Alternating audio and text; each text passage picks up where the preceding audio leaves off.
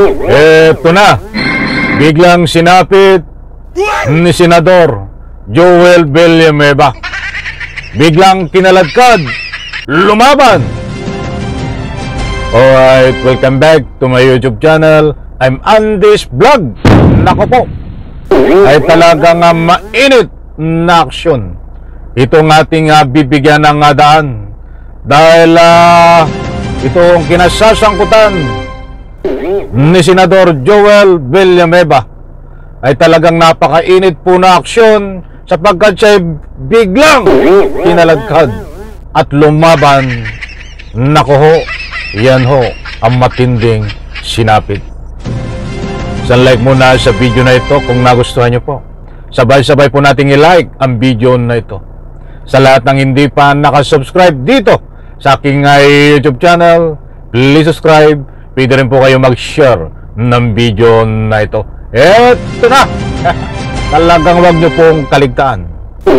Panoorin, pakinggan ang ibabahagi ko po sa inyo. Importanteng mahalaga na malaman nyo po dito ang buong katotohanan. Talagang napakarami na ho ang galit. Taong bayan ay galit na ho. At syempre, napakarami ho kabi-kabila ngayon ang nagrarally na ang sinisigaw ho nila panagutin, ikulong itong mga sangkot sa ikangapoy blood control project at sa lahat ng korupsyon. Nako ho, eto ho, shout out po sa lahat. Usapang pagkaladkad dito ho kay Senador Boydila Villanueva, lumaban. Eto ho, talagang matindi ito. Yes, Mr. President, thank you. Mr. President, sabi po nung dating sikat na senador dito sa bulwagang ito, na itago natin sa pangalang Joker Arroyo, kapag bad ka, lagot ka. Pero ngayon, Mr. President, kapag good ka, lagot ka sa mga sindikato. Mr. President, nako! Ayan po si Senador Villanueva. Ipakita ko muna, mga mahal kong taga-subaybay, habang siya tumatalumpati ho diyan, habang nagbibigay ng kanyang mga sinasabi na ika nga po'y sarili lang niya ang naniniwala at ang kanyang mga tagasunod, ay dito po natin matutuklasan, malalaman sa bandang gitna nitong ating tinatalakay na ibabahagi ko po sa inyo ay kung paano siya kinaladkad at lumaban. Aba, ay parang siramplaka na siya mga kaibigan, habang siya ay kinakaladkad. Tingnan po natin mga kaibigan. Sandali, ano ang sabi niya? Siya daw po ay matino na ika nga po ay senador. Kaya't biktima siya, pinalalabas niya dito, may binabanggit siyang sindikato. So any reaction po sa lahat po ng mga sinasabi dito ni Senador Boydila Villanueva, ano po ang masasabi nyo? Kaya't importanteng mahalaga, panoorin po natin hanggang dulo ito. Nako! Tingnan nyo kung paano makaladkad ang taong ito, kung paano siya makaladkad. Ito. Yung araw pong ito, kaninang umaga, nagulat po ako nung meron pong kumaladkad sa pangalan natin tungkol po sa flood control project sa mahal nating lalawigang Bulacan. Ayun mga kaibigan, hindi po tayo nagpapakalat ng fake news. Sandali ko munang putulin muli at ididiretso natin maya-maya. Maliwanag po diyan na ang pangalan niya ay nakaladkad. Kaya nasabi po natin siya ay nakaladkad, mga kaibigan. At ito ang matindi nyo pang matutuklasan. Lumaban ho siya habang siya ay kinakaladkad. Ito po ang resibo at ang katunayan. Pakinggan po natin. Uulitin ko at parang sirang plaka na po ako, Mr. President. Wala po ako kailanman naging flood control project. Hindi ko po sasabihin na I categorically deny this accusation.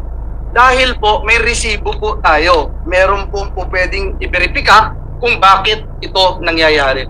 Mr. President, noon pa man tayo ay lumalaban na against this flood control issues, Mr. President. 2023, I'm just not sure, Mr. President, kung ready na po yung staff natin para Nako! i-show yung Iyan mga kaibigan, napakaliwanag po ang sinasabi nitong Senador Boydila Villanueva. Data po at sa puntong iyan, nasabihan po natin na lumaban dahil napakaliwanag din ho ang sinabi niya.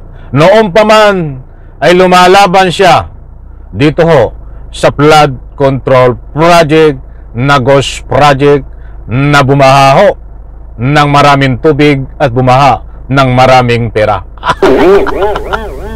Ay, sinong lulukuhin mo? Boydila Villanueva. Sa edad ko 69 years old. Tayo ay 69 years old ho. Ba't medyo malakas pa rin ang tuhod? Napakabihira ho sa patak ng ulan. Ang mga politiko na kahit nakulong na convict na ng beyond reasonable doubt, guilty sa kaso ng pagnanakaw ng pera ng taong bayan, ay hindi po sila umaamin. Di ba po ba? Di po ba mga kaibigan? Wala pong umaamin. Mahirap pa sa patak ng ulan. And connection. Aasahan pa ba natin? At hindi na tayo dapat umasa dito sa mga sinasabi ni Senador Boydila Villanueva na ika nga po'y na talagang ang lahat ng allegation allegedly nasangkot siya sa flood control project, iyan po ay kalakaran na ika nga po'y hindi inaamin bagkos nililihis po ang isyo. Di po ba? Lahat sila halos wala akong alam dyan, kaya importanteng mahalaga itong binuho ng ating kasalukuyang Pangulong Bongbong Marcos, itong independent na ika nga po'y mag-iimbestiga. Bukod po doon sa Senado, mayroon pong independent na mag-iimbestiga. Kaya lang hindi ko gusto ang pangalang Magalong dyan nakasama ho. Sabi ng ating Pangulo, kailangan ay walang politiko. Bakit nandyan si Magalong nakasama ho? Saka natin talakayin para hindi tayo marambol, mga kaibigan. Ngayon ang gusto nating bigyan ng highlight dito ay itong sinasabi ni Senador Joel Villanueva na si alias Boydila. Na siya ika nga po walang kinalaman at napakaliwanag po diyan, mga mahal, kung taga subaybay.